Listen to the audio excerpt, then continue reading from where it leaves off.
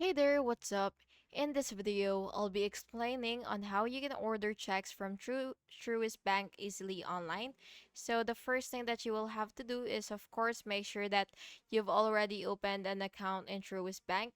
And once you're here on their official website, is you will just have to click the sign in button right here. Again, fill out your username, your password, and then click sign in.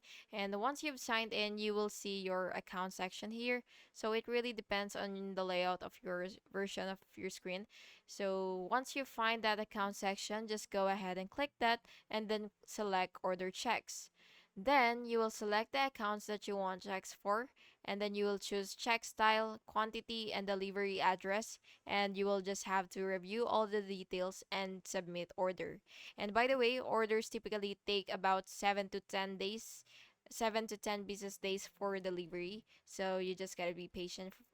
And yeah, that's basically just it. I hope you found this video helpful. And if you did, please make sure to like and subscribe for more videos like this. Thank you and have an awesome day.